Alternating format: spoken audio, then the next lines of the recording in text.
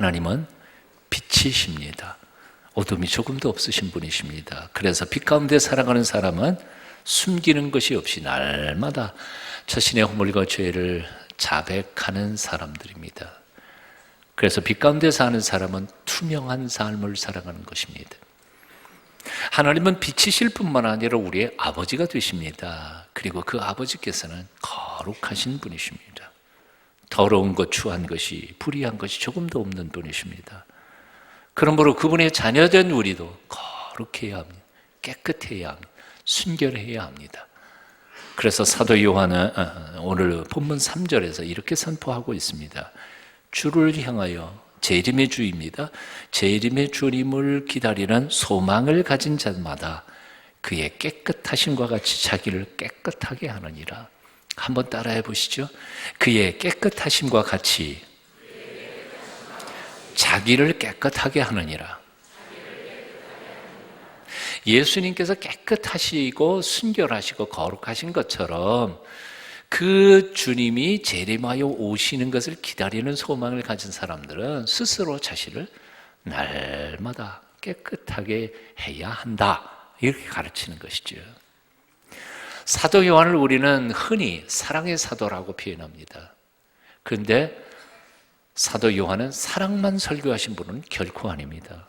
사랑이 진정 참된 사랑이 되기 위해서는 그 사랑이 순결해야 한다, 거룩해야 한다, 깨끗해야 한다고 가르치신 분이십니다. 그래서 요한일서 주의 깊게 묵상하다가 보면 사랑만큼 위친 또 다른 말씀이 바로 거룩과 순결입니다. 오늘 본문에서도 순결한 삶에 대하여, 하나님의 자녀로서 우리가 얼마나 깨끗한 삶을 살아가야 하는지에 대하여 5가지로 설명하고 있음을 봅니다. 그 첫 번째는 죄는 불법이라 하고 선포합니다. 4절은 이렇게 말씀합니다. 죄를 짓는 자마다 불법을 행하나니 죄는 불법이라. 죄가 불법이기 때문에 둘째로, 그래서 예수님은 이 불법인 우리의 죄를 없이 하시려고 이 세상에 오셨다는 사실을 너도 알고 나도 안다는 거죠. 그리고 그분은 불법이신 죄가 하나도 없으신 분이시다 하고 5절에 또 설명합니다. 5절은 이렇게 말씀하죠. 그가 우리 죄를 없애려고 나타나신 것을 너희가 아나니. 여러분도 아세요? 우리의 죄를 없애시려고 이 세상에 오셨다는 사실을 아세요? 목소리가 그렇게 작으세요? 우리도 압니다. 예수님이 오신 목적을 알아요. 당신의 허물과 우리의 허물과 죄를 위하여 당신의 피를 다 흘리시고 살이 다 찢겨지시면서 우리의 죄를 없애시려고 오신 분이시라는 사실 우리는 압니다. 그리고 그에게는 죄가 없다는 사실도 압니다. 이게 두 번째 가르침이시죠.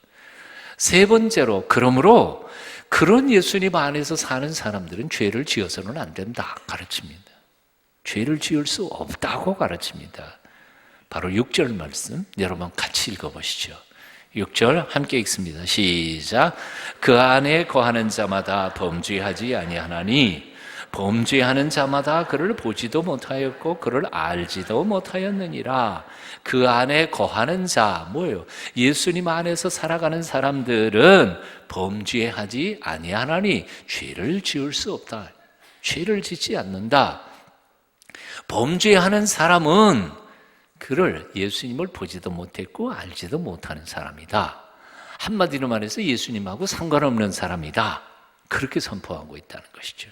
조금씩 여러분 겁먹기 시작했죠.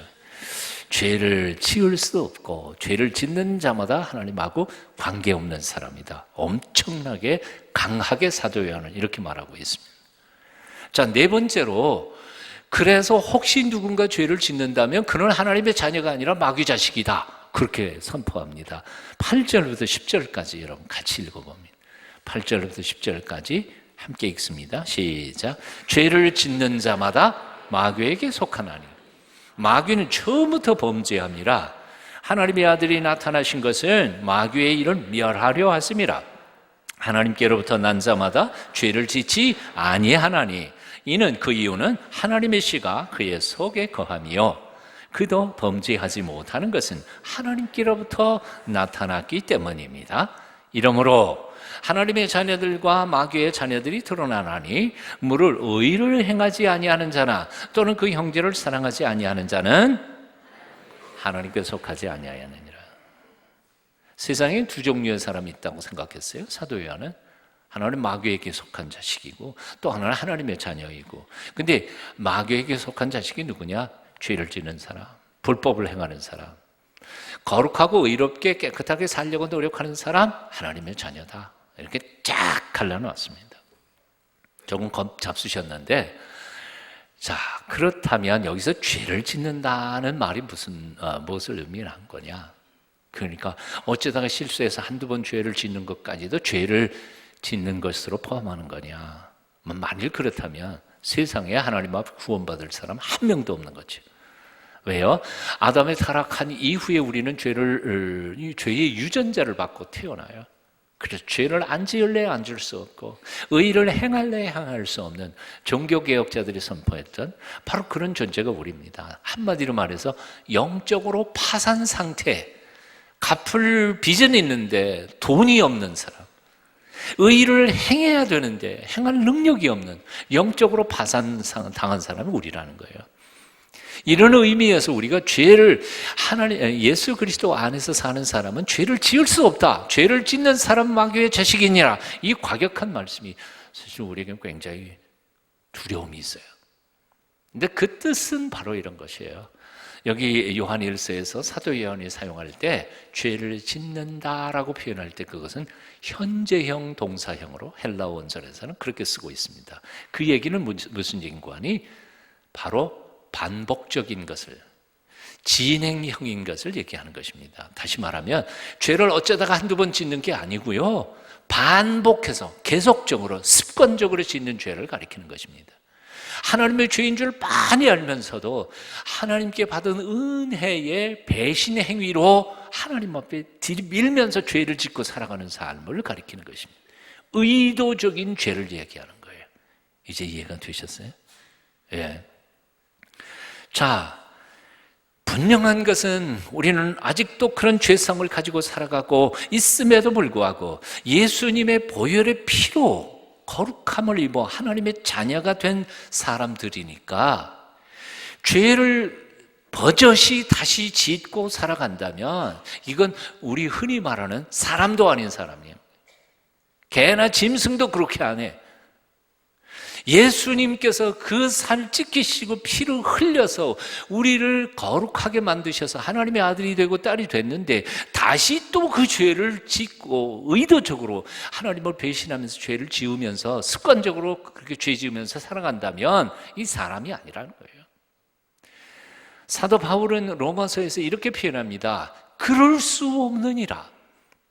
죄가 풍성한 것에 은혜도 풍성하다고 해서 그러면 은혜를 풍성케 하기 위해서 우리가 죄를 마구 져도 되느냐? 그럴 수 없느니라.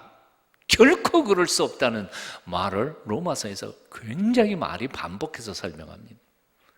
야고보 선생은 죄를 알면서도 죄를 회개하고 고치지 않는 사람들의 행위를 가리켜서 비유를 이렇게 말합니다. 돼지가 자기가 먹던 것을 토해놨습니다. 그런데 이게 자기가 토해놓은 걸 다시 또 주워 먹고 있습니다.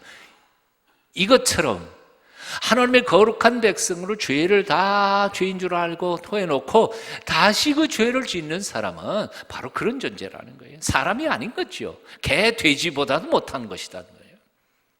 심지어 야고보 선생은 또 이렇게 표현했습니다. 죄를 죄로 알면서도 계속해서 죄를 짓고 살아가는 삶에 대하여 거울에 얼굴을 이렇게 비춰봤습니다. 얼굴에 껌대기 묻었습니다. 그런데 그것을 보고도 그것을 세수도 하지 않고 그대로 걸어다니는 사람들하고 똑같다는 거지. 그렇습니다. 우리는 아직도 죄의 속성을 가지고 살고 있습니다. 유혹에 약한 존재들입니다. 세상은 우리가 신앙을 지키며 살아가기에는 너무나 시련도 유혹도 많습니다. 그럼에도 불구하고 우리가 마귀의 자식이 아니라 하나님의 자녀들이기에 우리는 마땅히 우리 자신을 순결하게 깨끗하게 지켜가야 한다, 그 말입니다. 이후에 재림하여 오시는 주님 앞에 바로 서기 위해서는 진실로 날마다 우리를 다듬고 성찰하고 돌아보며 깨끗한 하나님의 자녀로 살아가도록 노력해야 한다는 말입니다. 마태복음 5장 48절에서 예수님은 이렇게 말씀하셨습니다. 그러므로 하늘에 계신 너희 아버지의 온전하심처럼 너희도 온전하라. 온전하라. 굉장히 무서운 말입니다. 우리는 온전해야 합니다. 왜냐하면 우리 아버지 하나님이 온전하신 분이시기 때문입니다. 자식은 부모를 닮아야 되는 것 아니에요? 레위기 19장 2절에서 하나님은 또 이렇게 말씀하십니다. 너희는 거룩하라.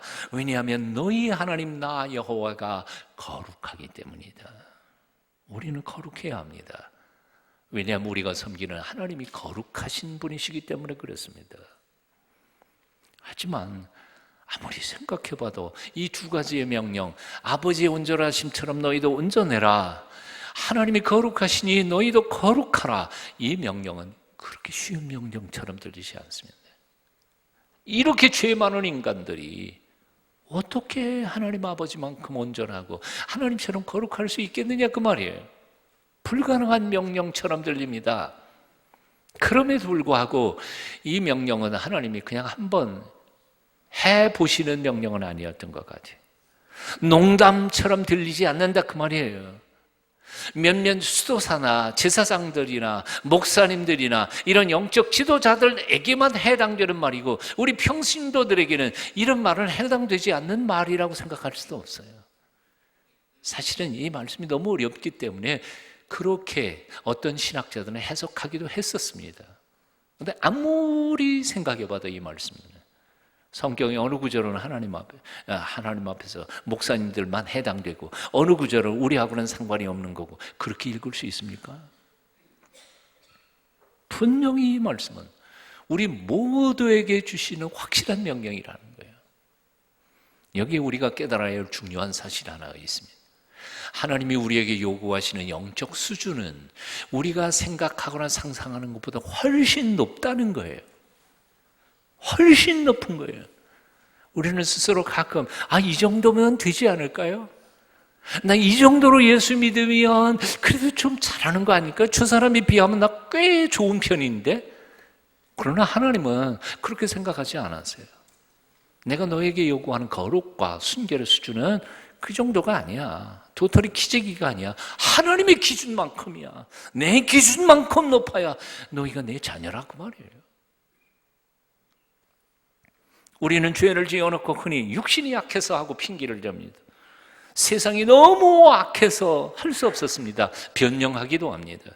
세상이 다 그런 걸 나 혼자 어떻게 이렇게 순수한 신앙을 지킬 수 있겠습니까? 합리화하기도 합니다. 하지만 온 세상이 죄악의 천지가 되고 남들은 아무리 죄를 먹고 마시면서 살아간다 할지라도 하나님이 우리에게 거룩하라 명령하신 이 명령에는 변함이 없습니다. 변함이 없어. 하나님은 우리에게 세상의 죄가 관영하니 너희는 적당히 죄 좀 지어도 괜찮다, 핑계의 여지를 남겨놓으신 적이 한 번도 없어요. 성경에 그런 말씀 있으세요? 세상이 온통 죄투성이니 세상과 타협하면서 살아가도 된다, 주님은 허락하신 적이 없어요. 하나님은 적당히 예수 믿고도 천당 갈 수 있는 편리한 길을 우리 앞에 마련하신 적이 없다 그 말입니다. 오히려 주님은 밝히 말씀하십니다. 아버지의 온전하심처럼 너희도 온전해야 한다. 내가 거룩하니까 너희도 거룩해야 한다. 하나님의 말씀은 이처럼 엄중하십니다. 타협의 여지가 없습니다. 그러기에 세상이 온통 죄투성이라 할지라도 하나님의 백성들은 거룩해야만 합니다. 아무리 세상의 유혹의 물결이 거세다 할지라도 하나님의 자녀들만큼은 그 유혹의 물결을 거슬러 올라가야 한다 그 말입니다. 죄가 관영한 세상 속에서도 하나님의 자녀들은 온전히 거룩하고 순결해야 한다, 주께서 말씀하십니다. 남들이 다 사기친다고 나도 사기쳐서는 안 된다 그 말입니다. 남들이 적당히 눈 감아주고 뇌물 받는다고 해서 하나님의 거룩한 백성들도 뇌물 받아서는 안 된다 그 말입니다. 가짜 진단서 만들어 놓고 보험금을 타먹은 의사들 중에 기독교인 의사들도 제법 있다고 합니다. 어떻게 하나님의 거룩한 자녀가 자신의 양심을 속이고 하나님을 속이고 거짓말을 해서 보험금을 타먹을 생각을 했느냐 그 말이에요. 어떻게 기독교인 정치인들이 뇌물을 받아먹을 수 있겠습니까? 어떻게 하나님 앞에 드려진 구별된 헌금을 사용하면서 하나님의 백성들이 지 마음대로 한 푼이라도 함부로 사용할 수 있겠습니까? 거룩하면 거룩한 것이고 타락했으면 타락한 것이지 절반 거룩이라는 것은 세상에 존재하지 않아요. 기면 기고 아니면 아닌 거예요. 네? 절반 예수쟁이는 절반은 예수님을 믿는 사람이 아니라 아예 예수님을 믿지 않는 사람이에요. 겁나기 시작했죠. 이게 진리예요. 밥이 익다가 말면 혹시 죽이 되는 수는 있을지 몰라요. 혹시 타종교에서는 적당히 돌을 닦아도 닦은 만큼은 보상을 받을 수 있는 그런 길이 있을지 몰라요. 그러나 예수님을 믿는 이 믿음 안에서는 절반쯤 믿는 것은 절반 믿는 게 아니라 믿지 않는 것이에요. 왜냐하면 하나님은 우리에게 온전을 요구하고 계시기 때문에 그렇죠. 여러분 결혼식 할 때요, 남녀가 서로 서약합니다. 예? 내게 당신 거고 당신께 전부 다 내 거야. 그게 결혼 아니에요? 대답을 안 하시네. 결혼 안 해보신가 봐. 자, 몸뚱아리는 당신 거. 그렇지만 내 마음은 예전에 만났던 그 총각 거. 결혼 돼요? 껍데기 결혼이지 그건. 그건 결혼이 아니에요. 신앙은 결혼과 같습니다. 하나님께 내 모든 것을 바치고 하나님의 모든 것을 내가 받는 거예요. 근데 솔직히 누가 손해볼까요? 참 계산도 잘 못하시네. 하나님이 손해보지 내가 가진 게 뭐가 있다고 그렇게. 사실 내가 가진 것도 하나님이 몽땅 다 내게 허락하신 거 아니에요? 손해는 하나님이 보시지. 그런데도 그걸 못 믿어요. 완전히 나를 포기하고 하나님의 온전한 축복을 받는 길이 바로 예수 믿는 길입니다. 바로 그렇게 온전한 길을 가려고 노력하고 몸부림칠 때 비로소 하나님께서는 세상을 이기는 영적 파워를 우리에게 공급해 주시는 줄로 믿습니다. 이어령 선생은 한창시절에 다음과 같은 글을 남겼습니다. 로마는 인류 역사의 법률과 군조직을 남겼고 그리스는 인류 역사의 지혜를, 유대민족은 종교를 남겼다.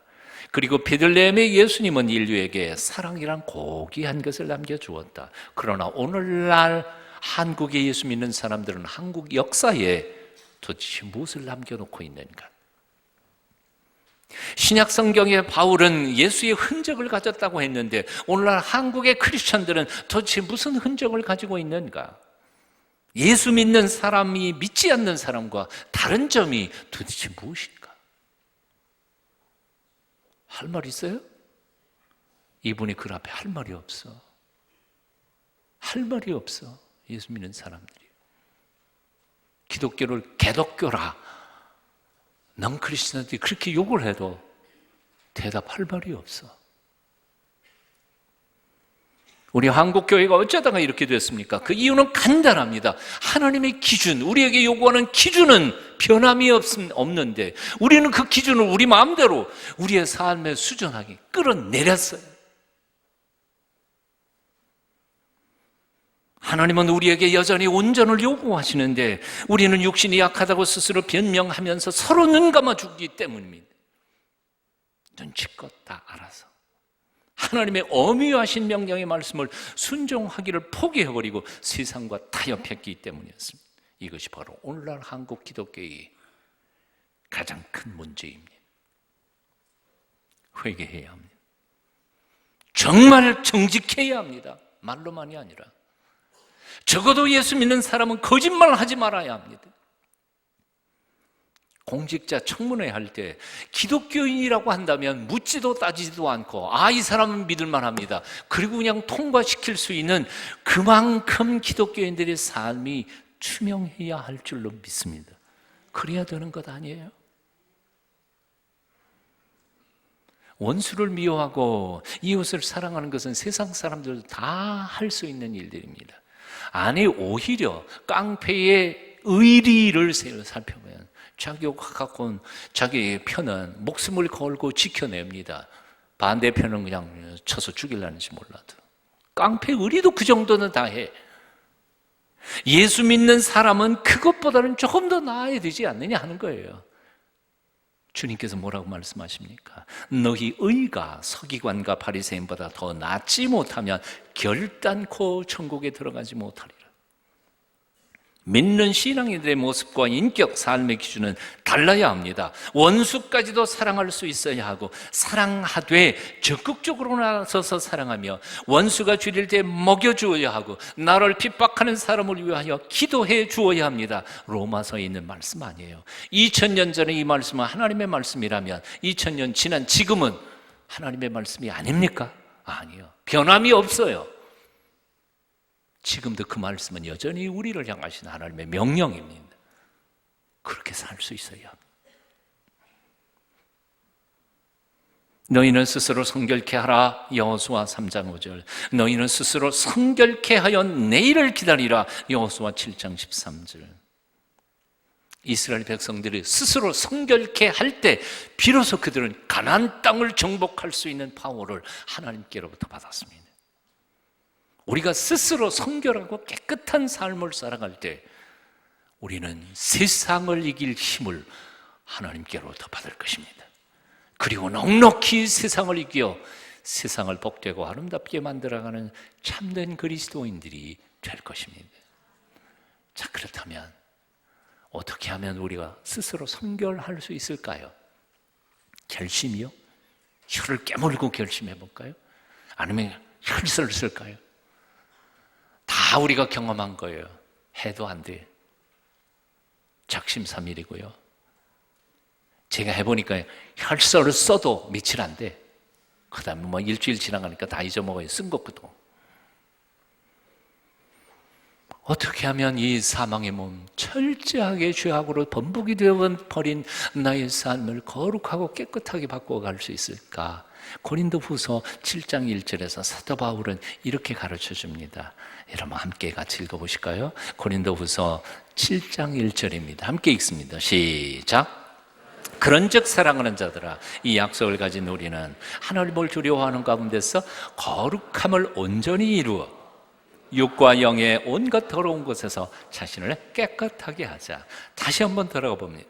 그런즉 사랑하는 자들아, 이 약속을 가진, 소망의 약속을 가진 우리는 어떻게 해요? 하나님을 두려워하는 가운데서 거룩함을 온전히 이루어. 거룩함을 이루고 스스로 깨끗게 하는 비결이 뭐냐 하면 하나님을 두려워하는 가운데서 하나님을 두려워하라는 거예요. 하나님을 두려워하는 사람은 유혹에 쉽게 그렇게 넘어가지 않습니다. 하나님을 두려워할 줄 아는 사람은 죄악을 이길 수 있는 힘을 공급받습니다. 창세기에 나오는 꿈의 사람 요셉이라고 하는 청년, 우리가 기억하지 않아요. 사실 청년 시절에 성적인 유혹만큼 강력한 것은 또다시 없지요.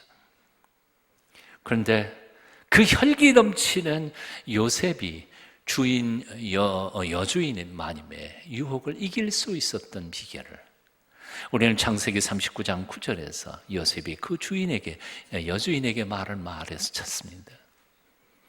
그런즉 내가 어찌하여 이 큰 악을 행하여 하나님께 득죄하리이까? 요셉은 죄를 짓는 것이 자신에게 죄를 짓는다고 생각하지 않았어요. 그 죄는 곧 이제까지 은혜와 축복으로 나를 인도해 오신 그 하나님에 대한 배신 행위라고 생각했던 거예요.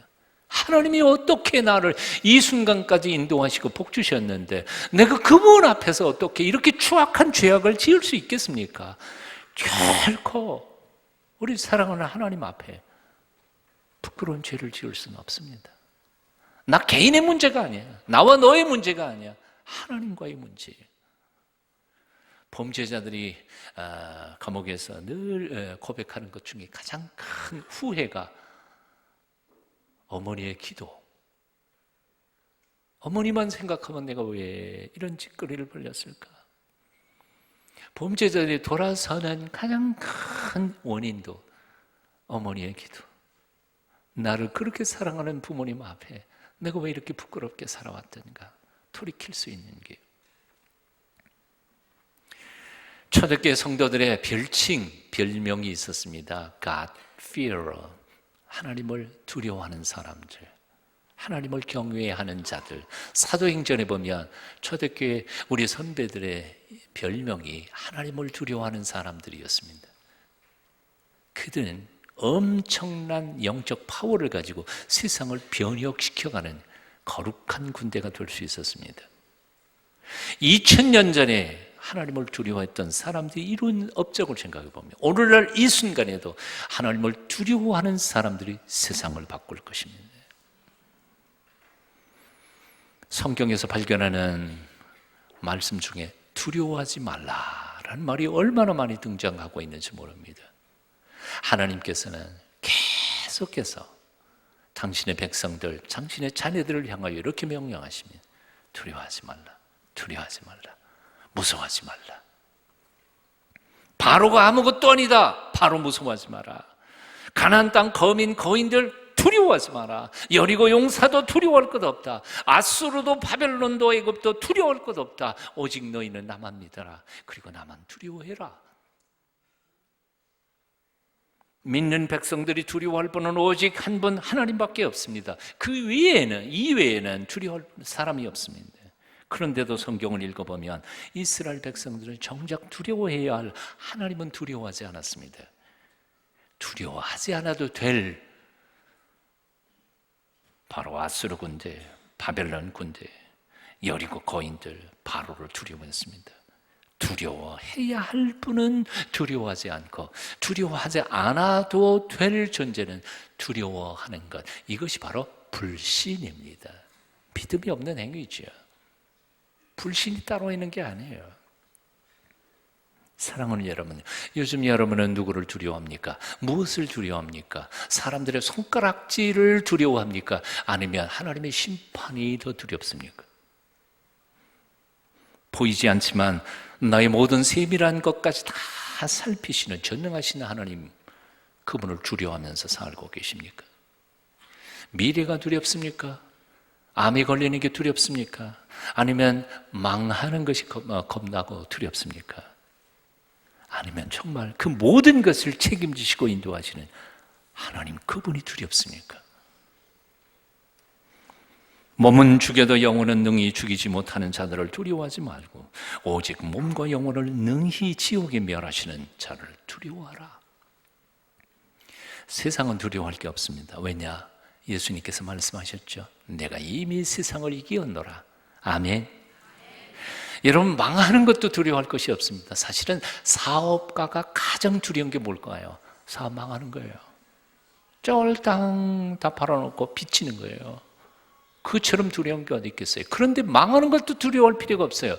왜냐하면 하나님을 사랑하는 자, 곧 그 뜻대로 부르심을 입은 사람들을 위하여 하나님께서는 모든 것을 합해서 가장 좋은 것 만들어 가고 계시기 때문입니다.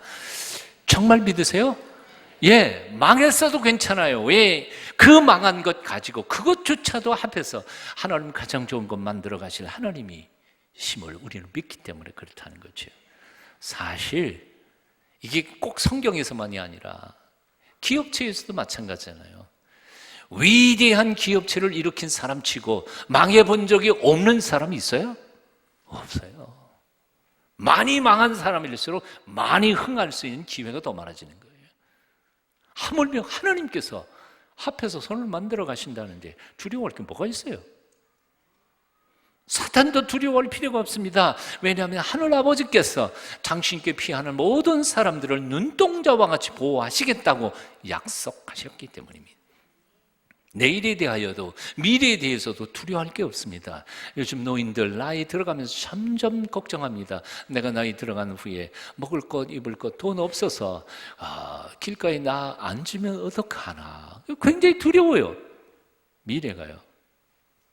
몸은 자꾸 약해져 가는데 늙음을 두려워하고요, 병들음을 두려워하고요. 두려워할 필요 없습니다. 왜냐하면 이제까지 나를 인도해 오신 주님께서 장래에도 우리를 이끌어 주심을 믿기 때문입니다. 믿으세요? 찬송가 379장, 저는 이 찬송 너무 좋습니다. 내 갈 길 멀고 밤은 깊은데 빛드신 주, 저 본향집을 향해 가는 길 비추소서. 내가 가는 길 다 알지 못하나 한 걸음씩 늘 인도하소서. 그 중에도 3절이 좋습니다. 이전에 나를 인도하신 주, 장래에도 내 앞에 험산줄령 당할 때에 도우소서. 밤 지나고 저 밝은 아침에 기쁨으로 내 주를 만나리. 3절만 같이 찬송하시겠습니다. 함께 찬양하시죠. 뜻을 생각하면서, 이전에 나를 인도하신 주, 장래에도 내 앞에 험산 줄령 당할 때에 더우소서. 밤 지나고 저 밝은 아침에 기쁨으로 내 주를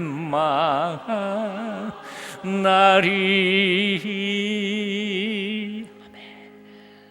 스위스가 오스트리아를 점령 당했을 때 윌리엄 테리라고 하는 아주 전설적인 군사, 독립투사가 있었죠. 뮤지컬로도 많이 알려져 있던, 총독이 잡을 수가 없으니까 아들을 잡아들였습니다. 그리고 공고를 낸 거죠. 아들 머리 위에다가 사과를 올려놓고 네가 유명한 군사라니까 그 사고를 마치면 두 사람 다 내가 놔주겠다, 공고를 했습니다. 포기해버리고 그냥 숨어버리면 백성들이 다 비겁자로 욕할 것 같으니까 이제 독립투사로서의 생명 끝난 것 아니겠나. 와서 쏜다 하더라도 이게 표적이 아니라 아들인데 마음이 갈라지면 이게 못 맞출 거 아니겠나. 7, 80%는 아들을 죽일 테고, 그러면 또 여러 가지 어려움이 생길 것 같으니까 아예 총독이 그렇게 만들어 놓은 것이죠. 윌리엄 텔이 나타났습니다. 그리고 활을 당겨 주저하지도 않고 쐈습니다. 사과를 정통으로 마치고, 이 두 사람을 놓아주어야 하는 총독은 쓴웃음을 지으면서 이렇게 말한 거죠. 야, 너 아까 화살 두 개를 품에 넣더만 그 품속에 숨겨놓은 화살은 뭐 하려고 숨겨놨냐? 그랬더니 윌리엄 텔이 이렇게 말했다는 거죠. 만일 실패해서 내 아들이 죽으면 요 남은 화살로 너를 죽이려고 했다. 당당한 그의 태도에 총독이 기가 막혀서 이렇게 말한 겁니다. 넌 내가 무섭지도 않냐. 나는 지금이라도 내 말 취소하고 너 죽일 수 있어. 그 순간 윌리엄 테일이 이렇게 대답합니다. 명언이죠. 나는 세상에 하나님 이외에는 아무도 두렵지 않다. 대단한 말 아니에요. 하나님 이외에는 아무도 두렵지 않는 사람, 오직 하나님 그분 앞에서만 두려움을 느낄 줄 아는 사람, 진정한 용기 있는 사람입니다. 참으로 위대한 사람입니다. 사람을 두려워하지 마십시오. 올무에 걸리게 된다고 했습니다. 하나님만 두려워하십시오. 정결하고 거룩하고 깨끗한 사람이 될 것입니다. 오직 하나님 한 분만 두려워하며 깨끗하고 거룩하게 살아가는 하나님의 자녀들이 다 되시기를 축원합니다. 기도하겠습니다. 주께서 우리를 처음 부르셨을 때 우리는 거룩하지도 깨끗하지도 못했었습니다. 하지만 주님께서 다시 마지막 하늘로 우리를 부르실 그때에는 우리가 다 거룩하고 깨끗한 몸으로 주님 앞에 설 수 있도록 우리를 도와주시옵소서. 예수님 이름으로 기도합니다. 아멘.